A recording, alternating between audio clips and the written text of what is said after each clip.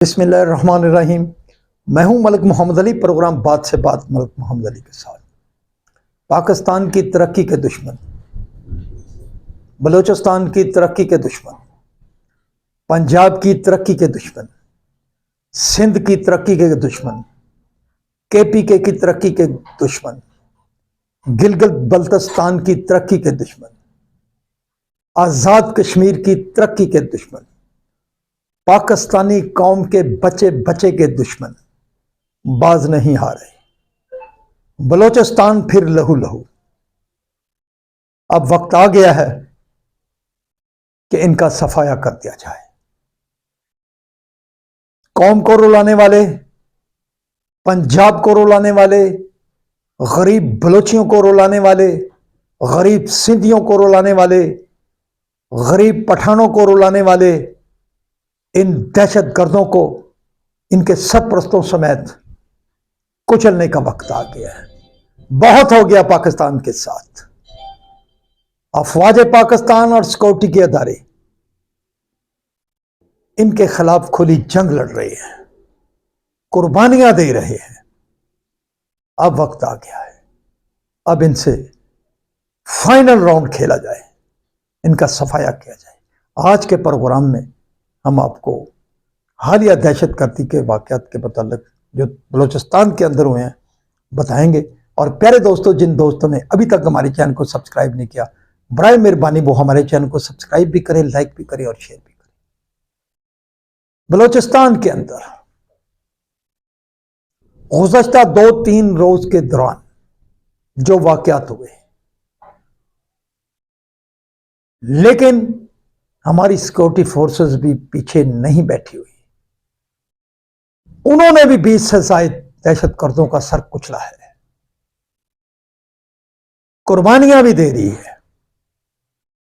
अब मैदान में ये दहशतगर्द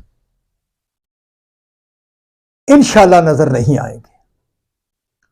बड़े अरसे से फैसला हो चुका था कि ऐसे अनासर को कुचला जाए जो पाकिस्तान की तरक्की के दुश्मन है, जो सी पैक मंसूबे के दुश्मन है। ये लोग जो अपने बैरूनी आकाओं के नाम पर, उनके डॉलर्स पर, उनके पैसों पर बलूचिस्तान के अमन को तबाह कर रहे हैं, वो किसी से ढके छुपे नहीं है। मुख्तसर एहतजाज जो होते हैं उनके पीछे भी ऐसे ही अनासर मौजूद हैं जो ऐसे लोगों को इस्तेमाल करते हैं। हीले बहानों से एहतजाज किया जाता है, सिक्योरिटी को एंगेज रखने की कोशिश की जाती है। दुनिया का सबसे बड़ी बंदरगाह ग्वादर में फाइनल हो चुकी है। दुनिया का बड़ा हवाई अड्डा ग्वादर में मुकम्मल हो चुका है। और ये मंसूबे जो तकमील के आखिरी मरहल में है, अब उनके सरपरस्तों को ये परेशानी है कि अगर ये मंसूबे रन कर गए तो फिर उन्हें वो किराए के लोग नहीं मिलेंगे जो उनके लिए काम कर रहे हैं। मुख्तलिफ हीलों बहानों से नाराज बलोचों का नाम लेकर वारदातें करने वाले, दहशतगर्दी करने वाले नाम नाराज बलोचों का देते हैं। भाई अगर कोई नाराज बलोच है तो मुल्क का बच्चा बच्चा उन्हें मनाने के लिए तैयार है, उनकी बात मानने को तैयार है।